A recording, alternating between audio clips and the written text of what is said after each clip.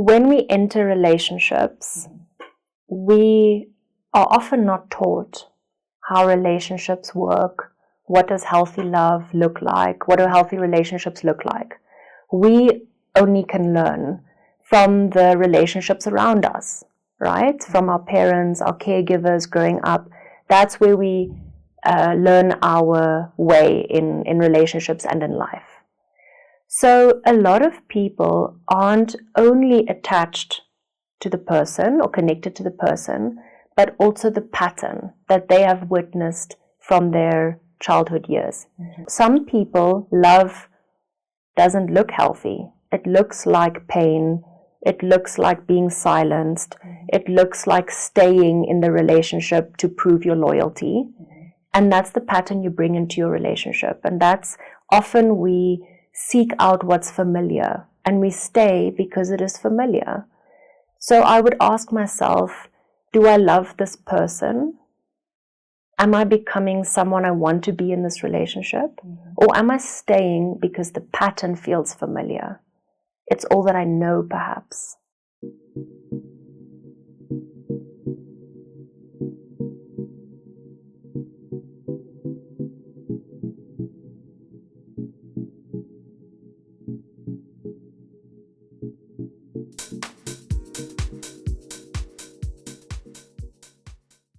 Welcome back to yet another episode of Sex Talks Podcast with me, your host, Selma Ndasilohenda Iyambo. As always, I'm super excited to be here with you, and I'm beyond grateful that you chose Sex Talks Podcast once again. If you're a first-time listener, welcome to the Sex Talks Podcast family.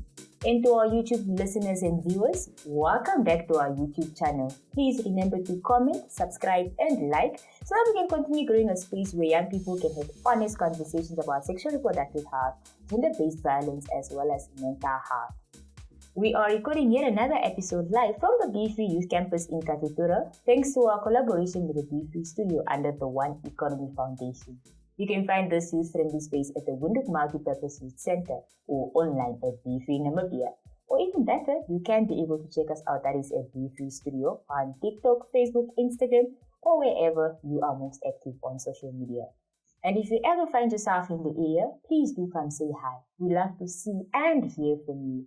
And most importantly, this is a space that was created with you in mind so that you can be creative and have a safe space to have conversations and just, be a young person. Just be free, In our previous episodes, we've spoken about how to support a friend who's crashing out, where they can seek the necessary assistance. And if you haven't listened to this conversation yet with Dr. Byron Bob, this is a good opportunity for you to check it out before you indulge into our episode 9 of season 4 of Sex Talks Podcast. Today, we are shifting the conversation slightly. Instead of asking, how do you support someone who's in crisis? How do you actually have this conversation before we get to crisis? We're looking about healthy love. What is love? What is intimacy? What are the relationship dynamics looking like? Because we are now 6 months into the year, and some of you have entered into new relationships. Others are navigating new connections, and those that are still in existing relationships, they are asking, am I in a healthy relationship? What can I do to be able to improve it? And what does a healthy relationship and healthy love actually look like? And that is a conversation that we're going to be unpacking here today. Joining me today is Svenja Schumann. She is a psychological counselor as well as an Imago Relationship Coach who is in private practice. She works with individuals as well as couples to understand relationship patterns, emotional safety, and how you are able to build connections. Svenja, welcome to Sex Talks Podcast. How are you doing this morning? Hi, Selma. I'm very well, thank you. And thank you for having me in your space. I really appreciate it. We value the fact that you took time from your very busy schedule to be here with us at the Be Free Youth Campus right in the heart of Katutura. But, given the fact that you are a psychological counselor and I love your cute little exercises that you do for us, can we start with one of those before we indulge in this conversation? Yes, Selma. I'm so glad you asked. For me, it's so important because even though the viewers might not see it, we are actually 4 nervous systems in this space. So I always like to just ground and take a moment to just arrive in the space. So thank you for that. So if you are all ready, you can just start by grounding your feet. Okay. Flat on the floor. And if it feels comfortable, you can close your eyes or just focus on a spot somewhere that's not too distracting and the viewers can hopefully follow along. And now just to take a moment to really arrive in the space. Pay attention to how your feet are grounded firmly. They're supported. You are supported. And if you're sitting on a comfortable chair, you just lean back, even if it's a squeaky chair. Lean back and allow yourself to feel truly comfortable and settled. Now, without changing anything, just notice what your breath feels like. Maybe it's very fast and shallow. Maybe it's calm. Just notice.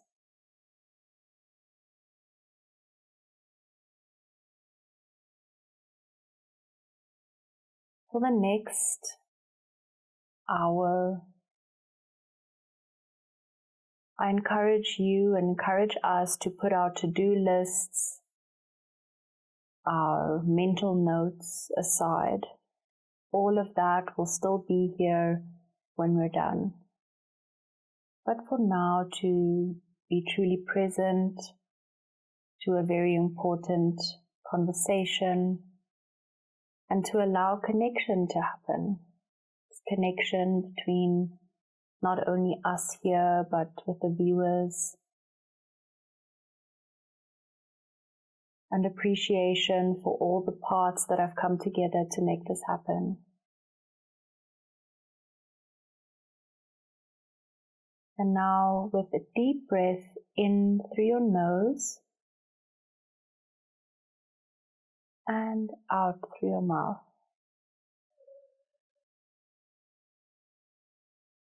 And then one more time, making each breath just a little bit deeper and longer. So deep breath in and out.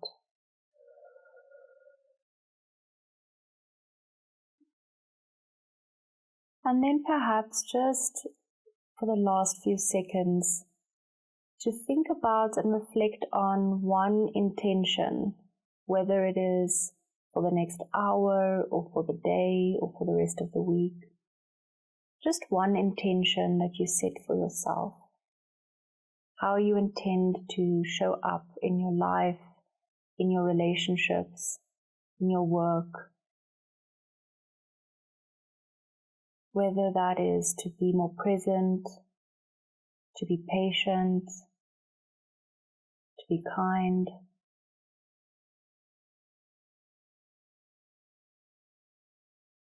Whatever that intention is, it's yours. And I'd like you to hold on to it as you move through the day. So when you're ready and you feel settled and grounded in your own time, you can open your eyes and come back into whatever space that you find yourself in at the moment.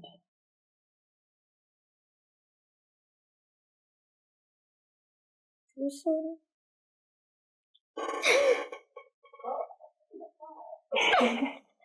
What? Half-what? This is a reminder you're on set, eh? Job is job. Well, this was very funny. I don't want to come back. Can this be the episode? Can we just rip it up? Yeah, it's a wrap. We've done enough for the job. Like, thank you for tuning in. Mental health, very important component of this podcast. And this is the episode, guys. This is that. It's a wrap. See you then. Cut. Goodbye. I'm glad we feel calm. Don't you sense there's a different calmness and air in the room now? I'm so settled. It looks like I've done the episode. There's nothing more I should do.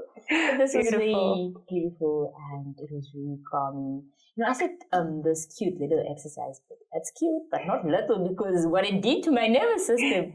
Oh my God. It's big. It's All big. right. Thank you so much for this, Svenja. Thank you, Selma. I enjoyed it so much. Now we're going to dive into the episode itself, which is now speaking about love, healthy relationships. But before we can get into any other component, what is love? And most importantly, what is healthy love? That is an important and big question, Selma, and I don't have all the answers. I myself am learning about love and life every day. But I would say that first and foremost, healthy love is not perfection. It is not about doing everything perfectly, and it's also not about finding the perfect partner. But it is really about showing up every day. And also the acknowledgement that we bring our past wounds, survival patterns into our relationships. So our baggage, like we like to call it, we bring that into relationships. And so to have the curiosity to get to know your partner's baggage, what they bring, to understand them better, and the willingness to do the work. Relationship is work. I was about to ask, I come to work from 8 to 5. Now is work in the relationship as well? Yes. Imagine you spend 8 hours a day at work, sometimes even longer. And the amount of time we spend on our relationships is often not that much even. But yes, relationships do take work. So the willingness to do that work. Well, I love how you say it does take work, even though often times you don't look at it from that perspective.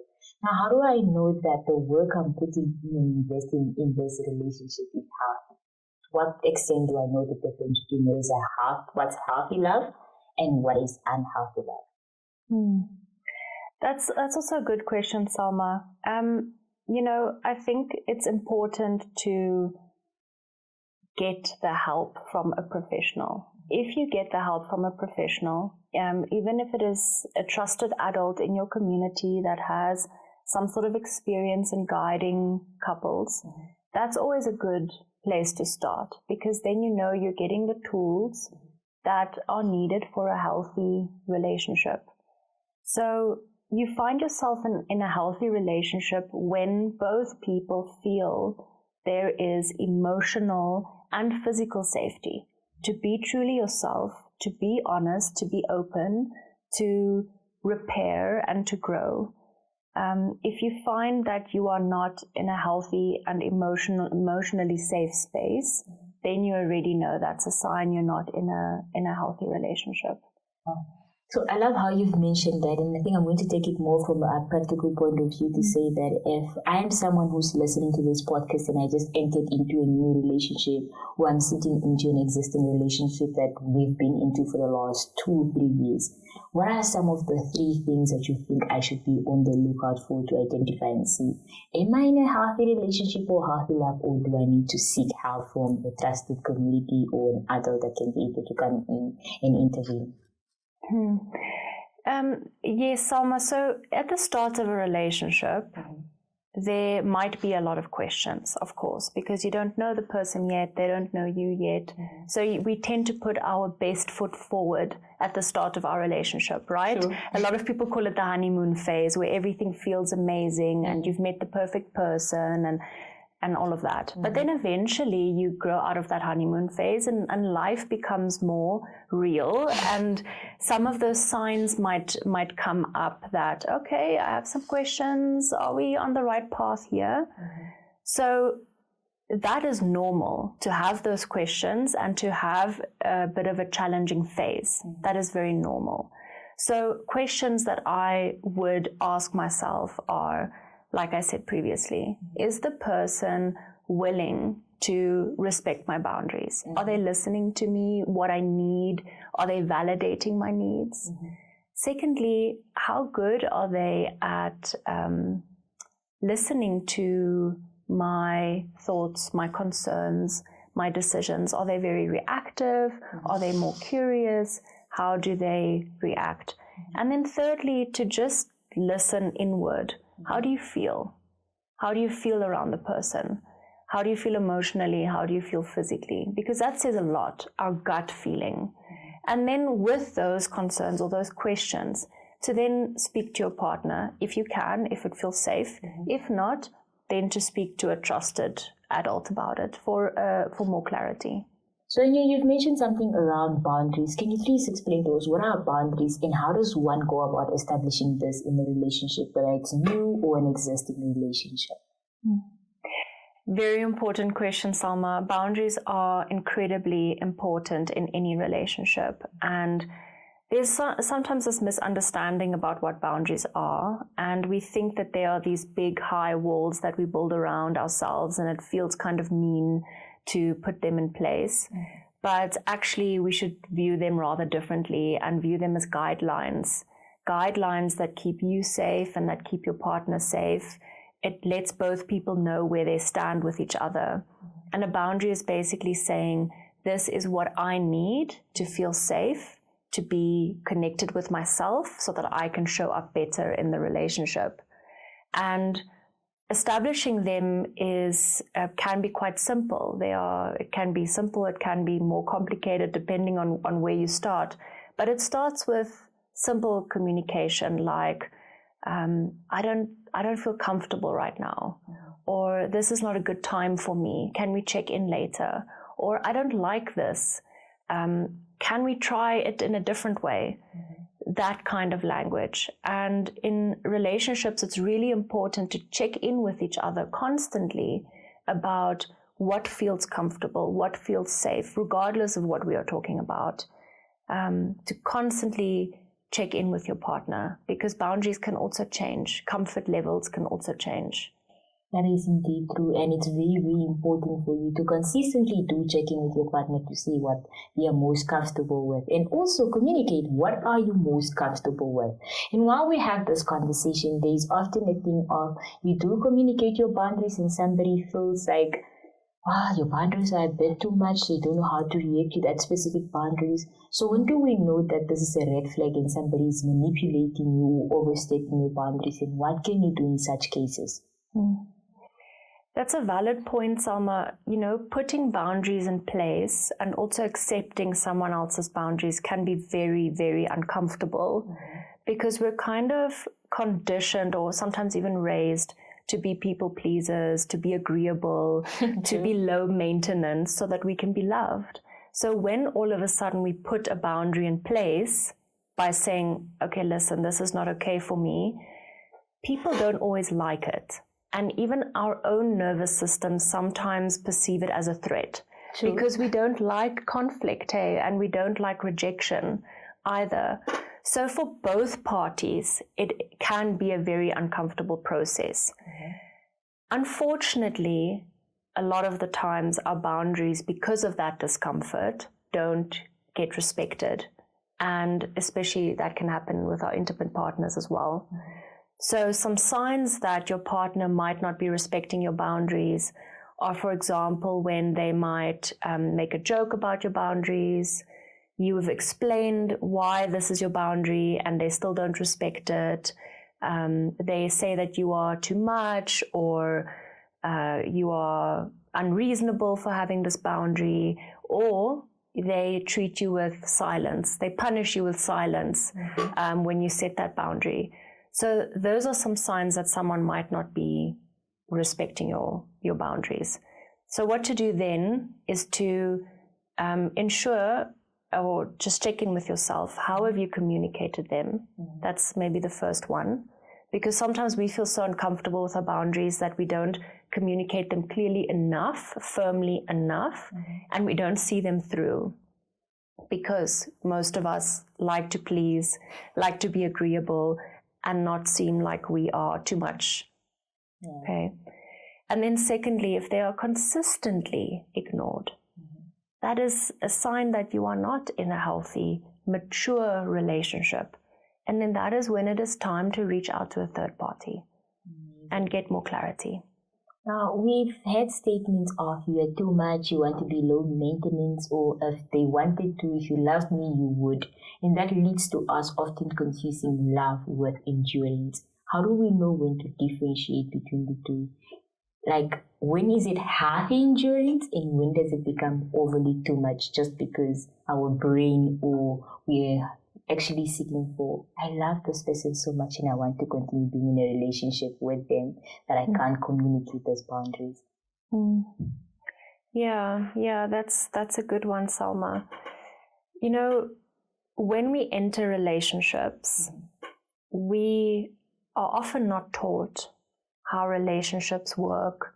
What does healthy love look like? What do healthy relationships look like? We only can learn from the relationships around us, right? From our parents, our caregivers growing up. That's where we learn our way in relationships and in life. So a lot of people aren't only attached to the person or connected to the person, but also the pattern that they have witnessed from their childhood years. Because for some people, love doesn't look healthy. It looks like pain. It looks like being silenced. It looks like staying in the relationship to prove your loyalty. And that's the pattern you bring into your relationship. And that's often we seek out what's familiar and we stay because it is familiar. So I would ask myself, do I love this person? Am I becoming someone I want to be in this relationship? Or am I staying because the pattern feels familiar? It's all that I know, perhaps. Sure. Those are questions that require a lot of introspection. And often at times we're not honest with ourselves because of the patterns of love that we've known and also the fear of being alone. Let's take it a bit backwards, because you've highlighted something around continuously checking in with your partner, what's comfortable, and checking in with yourself around what you want and what you foresee the relationship going into. And that brings us to the issue around consent. There's this myth that exists that once you're into a relationship, then consent is you've consented to being in this relationship. From your professional perspective, what does consent look like in a new, in an old, and any other dynamic of a relationship? Yeah, there's definitely this unspoken sort of belief, that I know you, we've been together for X amount of years, and then we kind of tend to assume that we have access to a person all the time. I mean, whether it's sexually, whether it's financially, energy-wise, whatever we're talking about.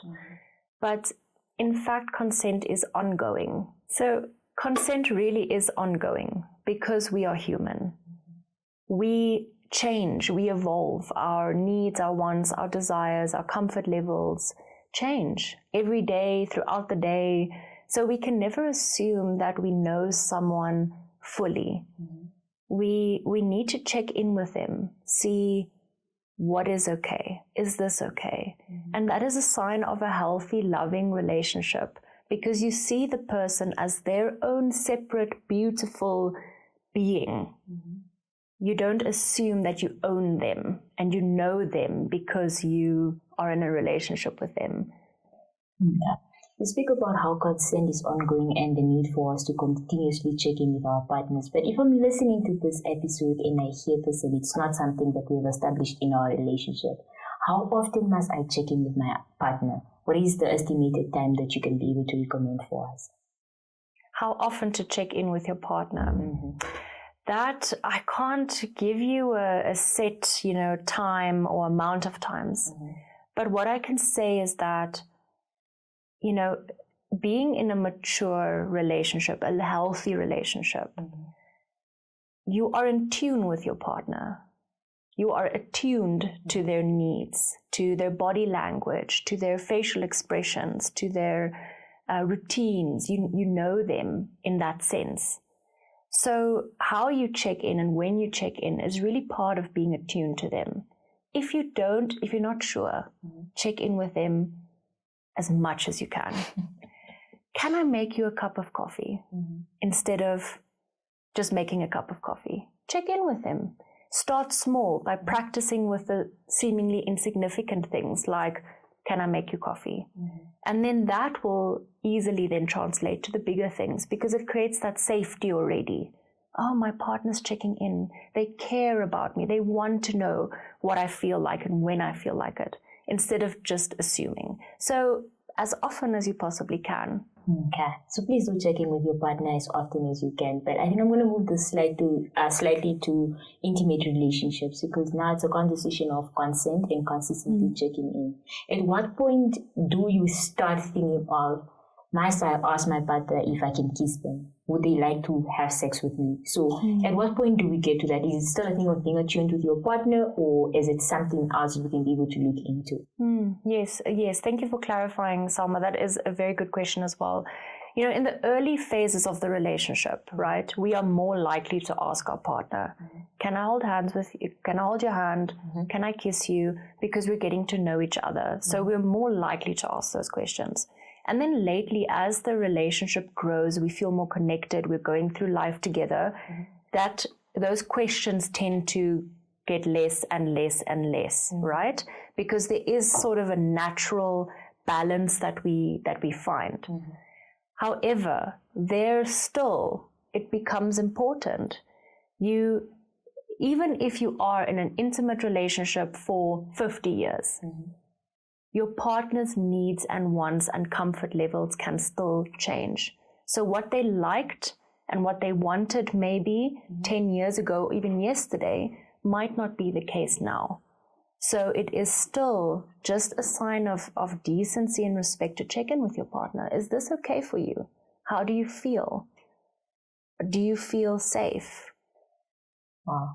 This conversation is one that is necessary, especially at the time that we are in the year. And don't feel disrespected or offended if your partner asks, still 2 years later, may I hold your hand? That's something that is ongoing, that signifies the importance of consent and just the fact that they value and appreciate you as an individual. So when you're coming back to the conversation we're having around us being individuals that carry patterns and how to love based on where we've come from, previous relationships and family dynamics. If I'm someone who's listening to this conversation and I'm trying to do some sort of introspection about, am I into some sort of a healthy love based on where I've been and what I've done? What are some of the questions that I can ask to ensure that I change this pattern so that I can be able to love someone better? And how can we go about doing that for an individual so that they don't end up bleeding onto their partner that they are with or a partner that they might see in the future? Yeah, Selma, that is, it's very important to do some reflection on where we come from, the wounds that we carry, the love that we didn't always receive growing up. Because the fact is, our parents aren't perfect. Our grandparents aren't perfect. And generationally, people have not done perfect parenting because everyone's just human. So we all carry wounds and baggage, so to speak. So it's good to do some introspection on where those wounds lie, what our needs are, and a counselor, a mentor, a psychologist, adult you really trust can really help you to explore those a little bit better. Sometimes even your own family knows you well enough to help you understand those better. But the reality is, Selma, that you can do all the work as an individual, all the work. And when you get into a relationship, that's the beauty of a relationship, another space of healing, potential healing emerges, because your partner will also bring their wounds. You will bring your wounds, and they might trigger some of those older wounds in you, and you might trigger some of the older wounds in them. So there another individual will come and bring potential for healing within the space. So you can do all the work before, but when you get into the relationship, it's not like, okay, phew, I've done all the work, I'm this perfect person now, and now the relationship is going to be amazing. Relationships are about growth. They are about healing. So some of that will come up again, and then you work it out in the relationship. Well, I'm looking at you and I'm smiling because now my next question is around, So even though I've done the work, my partner comes and they've also done the work, there's still a thing of all of us have our different patterns and we have our different identity, and that makes it one, but they might be sort of clash. But for others, it's a thing of blending in and everything else flowing. So at what point in life do we then realize that as a couple we need some sort of therapy? Is it only when things are bad and we're in crisis, or can we seek therapy just while everything else is flowing, so we see that there's some sort of smoothness and both of us are doing some sort of healing? I think it's never ever a wrong time to seek help. There's this misconception, and I'm sure you've covered it also in your previous podcast. There's this misconception that you only seek help when there's a crisis, when you're in crisis, when things feel really bad, when the disconnection just feels too much. Mm-hmm. But there really is no better time to get the tools, to learn about how relationships work, to learn about each other, than when things are actually going well.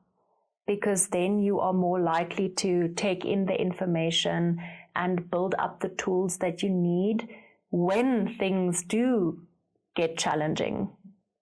So seek help all the time, attend workshops, read about it, speak to people, do the work together. There really is no good time for that. And no couple is perfect. You just need to find your way, and as long as you work on your connection, there's no perfect time to start that. Start on day one. Well, if you are listening to this podcast and you're thinking of perhaps me and my partner need to get to therapy, well, there's no better time than now for you guys to be able to get some sort of help and build a better connection with your partner. And Svenja is right. We did have this conversation in terms of when is it the right time for you to get therapy? Is it when you're in crisis, or even when things are going and cruising very well, like we would say as young people? Well, this is a good opportunity for you to please do check out our episode with Shashida. That is episode 7 of Sex Talks Podcast, where we are talking about when is it the right time for us to be able to seek therapy. And just not individual therapy, this also speaks about couple therapy, so that you can be able to work on how to love your partner better. So you're coming back to you again, hey? There's the conversation around, you meet someone new and you are in this honeymoon phase. Everything else is flowing so well. And then at some point, everything becomes difficult because now your identity comes out much more stronger. What advice do you have for somebody that is now currently in that phase of life with their partner, and how can they better navigate moving from there to going back into their honeymoon phase? Is that even a thing? Can we go back to our honeymoon phase, eh? Mm-hmm. Yeah. A lot of people call it the honeymoon phase. Can we go back after we've gone through the struggling stage? That's a good question. A lot of people ask that one. And I'm just curious, can we go back to how love was on the first day, the second day when we met each other and it looked like we were going to get married 3 days later? No, okay. You don't go back there, and I'll tell you why. It's not a doom and gloom no. It's actually a good no, and I'll tell you why. Okay, so this initial stage, right? You've called it the honeymoon phase, which a lot of people call it. We like to call it in Imago the romantic phase, right? This lasts for a very short amount of time, very, very short, and it's a good thing it only lasts a short amount of time because it's not real life, right? You are quite literally high. Your brain is high on all kinds of hormones that makes you feel like, wow, this is the best person ever. Where have you been all my life? Yes, where have you been all my life? We are just two peas in a pod. We just agree on everything, etc., etc.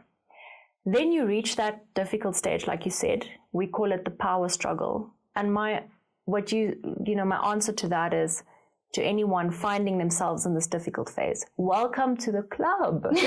Welcome to the club. I don't want to be part of that club. We have to be part of the club, Selma. It's a club we don't want to be in, but we have to be in the club. And this is the reason why. This is where growth happens. How so? We have to go through this difficult stage because that's life. Life is happening in this stage. right? Mm-hmm. Life is happening, you're being challenged, you're learning about your triggers, you're learning about your past baggage that you're bringing into the relationship. And it's difficult because we don't always have the tools. How do we navigate this difficult stage? But we have to be in it. The way to get out of it is both people in the relationship need to make the conscious decision, right? Mm-hmm. Something is not feeling right in this space. It's challenging. It's not a nice place to be. So we have to make the conscious decision together to go out of the space, right? And then there it helps that you, at that point, when you make that decision to seek help, so that someone can guide you into a mature, healthy relationship. So Imago really is the best, one of the best ways to go about this. We really help couples to deeply connect with each other. There are specific processes that we do that form a part of a couple's routine, their way of connecting with each other, so that when they reach the power struggle again, because it will happen, God, man. Now you have the tools to navigate it. And how you go about booking a session is viewers can Google Imago Africa, and there is a website with all the Imago practitioners that are in Windhoek and also in the rest of Africa. And otherwise, if you get stuck, just contact me directly and I can point you in the right direction. And just make an appointment. And we will guide you through the rest. Okay. Just out of curiosity, hey, this Imago sessions that couples are able to attend, is it something that is covered by medical aid? Yes, absolutely. Okay. Absolutely. So it will depend, of course, on the kind of therapist that you go to and whether they are registered with the medical aids. But the ones we currently have in Windhoek are all registered with medical aids. So that makes it accessible. It makes it accessible. Indeed, there's no excuses. I can't afford it. Well, if you do have medical aid, it's well covered for you. And it's just a situation or a matter of you booking that session, you speaking to your partner and saying that, you know what, I think we need to have a session and just work on this relationship.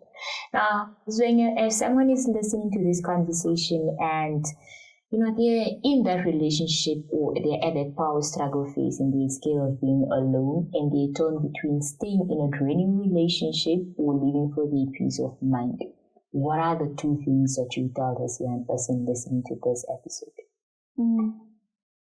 So firstly, I would say that the fear of being alone is absolutely normal. It is a normal fear that's part of being human. Because we are wired for connection. We are literally made for connection. So it's okay to have that fear. Secondly, I would say that, so I would start off by telling this person, firstly, it's completely normal. It's completely normal to have the fear of being alone and to not want to be alone. We are human and we are wired for connection. We are made for connection. We want connection. So it's okay to have that fear. And secondly, while your relationship at some points might require you to give more of yourself, in certain contexts, and your partner more of themselves, you should never consistently feel like you are losing yourself, you are giving so much that you are, losing your sense of self. That is not what healthy love looks like. So to then ask yourself, who am I becoming in this relationship? Who am I in this relationship? And am I staying because of the fear of being alone? Or am I staying because I'm becoming and I am a good version of myself in this relationship?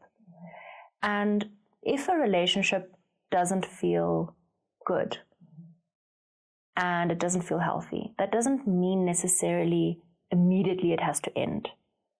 I'm not talking now about violence, not feeling safe. I'm not talking about that at all. I'm not talking about that kind of unhealthy, but I'm talking about the normal challenges that you face in a relationship.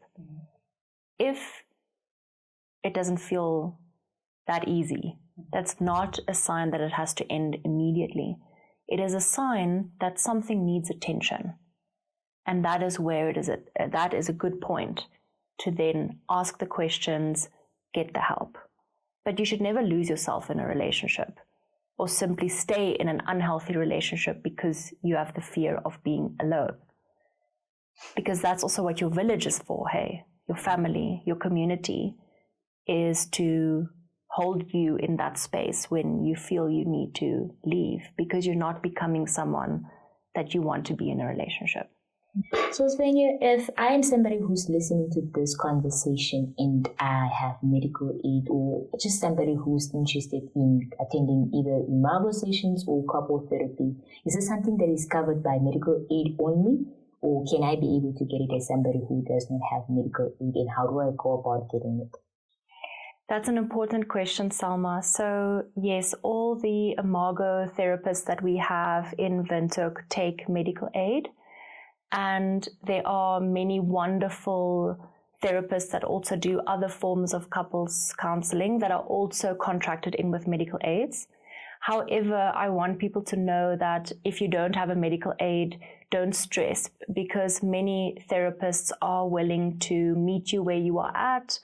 There are many that offer pro bono sessions or a discounted cash rate or are willing to work something out with you.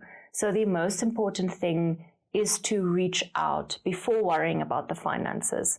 First, reach out, learn more about the therapist, what they have to offer, and then we help you from there. You're not in it alone. Amazing stuff. Now, Svenja, as we move towards the end of this conversation, what is that one message that you want our listeners to walk away about intimacy, love, and healthy boundaries or when they come to the end of this conversation? What are those three things and key messages that you want them to take away from this conversation?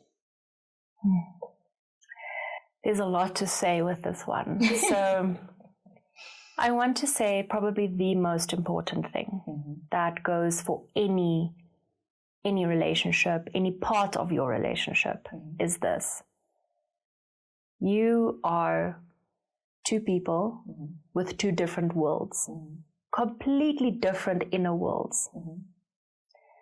So never assume that you know what is best for someone, that you know what someone wants when they want it. Never assume. Always have the curiosity to visit someone in their world and say, hey, how are you doing today? What is it that you need? What can I help you with? Whether it's your intimate relationship, any relationship, I think that would be the most important things. And be kind. Be kind. Be kind always, especially to your intimate partner, your life partner. Well, there's this thing of, if anything and everything that you do, please make sure that you pick a kind partner to do this life thing with. And that's also one thing that Svenja would like you to take away from this conversation. Now, before I let you go, we're moving into my most favorite part of this show, which is the quick fire segment. I get to ask you 3 questions. Nothing serious, more like this amazing breathing exercise that you did, but you get to answer with the first thought that comes to mind. Can be a sentence, but preferably it can also be a word for us, because this is the fun, but something that allows us to dive into your world, because psychology, relationship counseling, this is something that is well out of my jurisdiction. So this is me learning from you, and I hope our listeners can be able to learn from you as well. So your first question is, what's that first word that you want or that comes to mind when you speak about healthy relationship? Connection. Connection. What is the first word again that comes to mind when you speak about consent in a relationship? Ongoing. I saw that one coming. And your final question for this episode would be, if a young person is listening to this conversation and they feel like they're shrinking themselves, they feel like they might need help, or they feel like they are torn between 2 different worlds of them merging 2 worlds with their partner, what is that one word or sentence that you'd say to them again? That one word that would make sense and it would put some sort of ease to their mind that I can help you. I was going to say something, but I feel like that was going to be the word that saves your day, so I need you to give us that one. Can I say 4 words? Yes, it can be a sentence. You are not alone. You are not alone. Well, with that being said, we've come to the end of this episode. Thank you so much for taking time from your very busy schedule to be here. Thank you for sharing your wisdom, sharing your beautiful exercise with us. It's been amazing having you in studio right here at the Beefy Youth Campus. Thank you, Selma. Thank you. I feel so honored to have been here, and thank you for this experience. I appreciate you. Well, yet again, we've come to the end of our 9th episode of season 4 of Sex Talks podcast. And if there's anything and everything that I want you to take from this conversation is when you're picking a partner, an intimate partner for that matter, please make sure that you're very kind. Also, please make sure that you extend the same kindness to them. And remember that consent is ongoing. Remember that you are not alone and there's help out there. You don't have to wait until it's crisis point for you to be able to seek help. Speak to a trusted adult, speak to a trusted counselor, book a session. It's included in your medical aid if you have. And if you're in a relationship, one of you might have medical aid. That person or one of you can be able to come to your rescue to ensure that your heart and well-being remains your main priority in the relationship. Just like here on Sex Talks podcast, where your heart and well-being remains our main priority. And with that being said, we have come to the end of this episode. It's been amazing being your host. And until next time, amigos, adios.